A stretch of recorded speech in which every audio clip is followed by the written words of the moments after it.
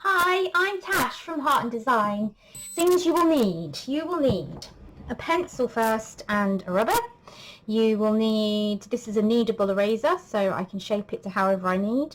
Watercolour paper, spare watercolour paper for testing out. You'll need some, I might just stick that over there actually, so that's out the way a bit more. You'll need some watercolour paints. I have them in cubes and you can get them in tubes, and you can also get them as watercolour pencils, so you would colour it in the watercolour pencils and then wet it down with a wet brush. But I love using my trays, really enjoy using my trays. I think that's it. Obviously your brushes and your water, any kind of brushes will do, but if you can get watercolour ones then that's great.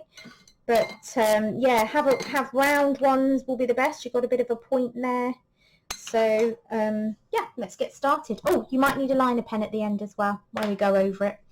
So what we're creating here is more of an illustration than a piece of art. So we have got the lines there and we will try and keep those lines in. But what I'm doing now is using the kneadable eraser to take off, excuse me, ruining the paper, to take off as much of the ink as I can. Now I've pressed quite hard and that's why I'm struggling with it today, because I really want to get rid of as much of that as possible. Right, I think that will have to do. Now you can just about see the outline. I can see it really well. So if you do the same, you'll be able to see it really well. But then when you come to the end and you want to use your actual liner pen to put in the marks, you won't have the line of the pencil and that mark. Right, I'm really liking this pink colour that I got last time. So it was for another painting. I think it was the flip-flop one. So that's really nice. I like that. But I think it needs to be a bit paler. So a bit pinkier, as in, that's it. So adding, all I've done is added white to that. So now that I know I've got the right colour, I'm going to make a bigger mixture of it. Just all I'm doing is wetting my brush, lifting as much paint as I can from the block of paint. So that's as much of the pink as I'm going to put in now. Now I'm just going to add lots of white, which I'm just lifting, trying to fill my brush, pulling the white off and then mixing it in there. Perfect, I'm happy with that. So what I'm going to do, because there isn't really any white there that I need to protect, if there was any white I'd have to paint around, or you can use masking fluid, paint that on any white bits, and if you painted over it you could pull it up afterwards, but I'm just going to go for it. Yeah, let's just make this lovely dribbly pink ice cream. Yum. I have actually just had an ice cream. It is currently summer here in the UK, and I had my lunch and I was like, do you know what, I'm going to treat myself, I'm going to have one of the ice creams. Really, I shouldn't buy them. If they're not in the freezer, then I can't eat them, can I? So there. Yeah, there we go. Now that is drying. It's going to take a while to dry before we can add anything else in. So let's help it along. You can use a hairdryer. I have a craft heat tool, or you can just sit and wait. Yeah, you don't need to do anything if you've got the time, but it's a tutorial, so here we go.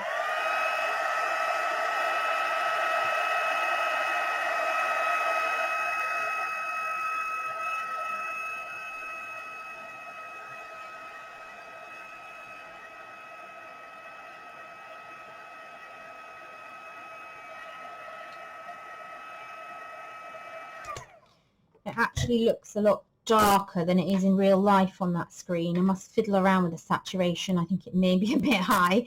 It's a lot paler than that in real life. Okay, let's just grab some white now. Now I'm going straight into the white and I'm just loading the tip of my brush because I want to come in and create some of those shapes that are in there like that. I'm not going to keep them that white, and actually it will dry a lot less white anyway, because you lose the definition of those shapes when you just load the colour on like I did a minute ago. So now what I'm going to do is just dab on that, and then it will start to look a bit more like the actual ice cream itself, and then I'm going to work it in. There we go. I'm not sure if that's an official method, but I like my own little method. It's fine. Right. So again, we'll go over and dry that, and you'll see that it works. Official method or not, it works.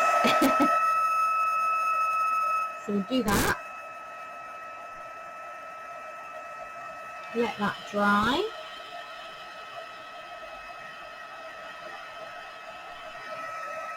There we are. See, it does fade in. It doesn't look so white in contrast once it's actually dried. So don't be afraid of that. It's learning when you put the paint down what it's going to actually look like in the end. Okay, so now we need to get on with, I think we're going to go for the comb now. So I'm going to use yellow ochre again. I do seem to use yellow ochre a lot. I do like my yellow ochre. It's great for sandy colours and waffle colours. Then I'm going to pick up some white. I'm going to drip that in. There we go. I'm just trying to get it as close to the pale comb colour that we have as we can. I think that's perfect. So now I literally am just going to fill in that space. Yeah, we make sure we don't try not to go over the paint, the pink paint. Okay. Here we are. Perfect. Now that's very pale, so we'll just give that a minute to dry. And what we can do while we're waiting on that is come in with some sprinkles on the top. They're always different colours, aren't they? So I'm just putting any old colour on. We'll get some chocolate ones as well. Let's do that. Let's wiggle. I'm using just the very end of my brush, which, even though it's a big brush, you can make it into the tiny little shapes that you get. And I think what would be really good is to have some white on there. So you can, if you want to, you can, using just pigment and hardly any water, you can get some good little white hundreds and thousands on there. Okay. I'm just going to put them on the top area because that's generally where we put sprinkles, isn't it? So I'm going to do that. What other colour shall I put? Shall I be a bit strange? Shall I put green ones on? Why not? It's my painting. You can put whatever you want on. It's your drawing, it's your illustration. Just go for it. Okay, so that's done. Now we need to put another layer of this on, but say if the light's coming from the top, the bottom is going to be darker. So we're just going to put a bit of shadow in along the bottom. Yeah, and then we can let that kind of dry and we can fade it up a bit. So I'm going to let that dry. I'm going to try and dry it because I want to get on and finish painting the rest of the comb.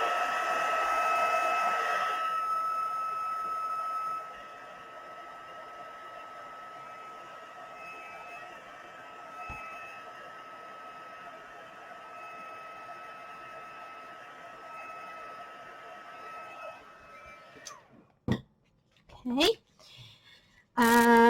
so I'm going to get this on here on the end, and all I'm going to do using a scrap bit of paper, if I show you, just try and draw some straight lines. I think I'll darken it up a bit more. Let's get some more of that. The yellow ochre needs to just be a little bit darker so that you can see it, and then by doing that, if I draw the lines in with that, I think I'll use my smaller brush. See, I'm just getting a smaller brush now, still a round brush, just smaller, and I'm going to come up with some of the lines, but with the darker colour. It looks more natural than if I just go in and try and draw with black pen or something like that, which is generally what I do at the end, but I may not do that on the cone itself. I think it's nice to be able to see the cone pattern in cone colours. We don't want to. Now under here would just be shadow really, because the ice cream is dripping down. So I'm going to go straight into the yellow ochre and get some really dark, well, it's not really dark, but much darker. There we go. And then we put it round, and then that looks like shadow underneath. And we can bring it down a bit like that. It just brings it to life and makes it look a little bit more 3D. Now you can also go in and you can do some other marks. So I'm going to go in here now that I can see everything coming together. Yeah, now it really looks ice creamy. You could even make up little marks as you go along that weren't already there. Yeah, good. I hope you have enjoyed that. We're nearly there. Now what you can do is leave it like that as it is. Another tip, if you really want to go in and add some more white and things, you can use a white gel pen, which is really good. Let's see if I can find mine. I've had it a while, it might be a bit dried up. Let's try.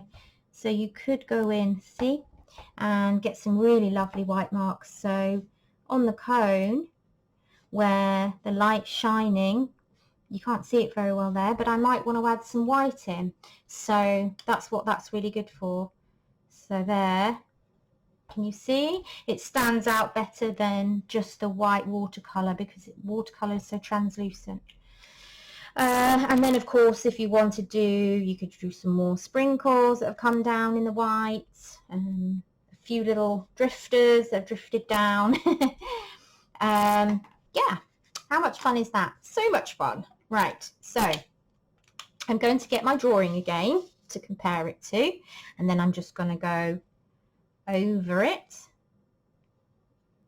to make it the illustration that it was before, so you can see where all the lines are. But you could have left it as it was and it would have been fine, but I quite like with my illustrations to have those broad marks afterwards. So there's that one there, then there's the one sweeping over here, and then we've got this one that just bulges out. Yeah, now look how that makes it stands out. I just think it really does give it that bit of oomph, especially against the white gel pen that I've put down on the ice cream. And now we're going to do, now because it's a waffle cone, it doesn't need to be dead straight lines on that drawing. Make it a bit wobbly, because, well, waffle cones are a bit wobbly. And I am going to come in and draw the lines because I do think it will make it pop. But again, you don't have to. Yeah, you don't have to. And we're going to go up that way as well. I don't think my watercolour paint has completely dried because I'm trying to get this done nice and quick for you. But there you have it. Make sure those lines come right down to the end, otherwise it won't make much sense. And we do, it looks to me like we need to put another one in there. Okay, make sure that comes up. There. Good, there you have it. Your yummy strawberry ice cream, or is it raspberry ripple? You decide. Okay, have a good day everyone. Take care. Please don't forget to subscribe, like, comment, and check out my website. And there is a monthly subscription service to all my videos and all my downloads. Thank you. Bye everyone.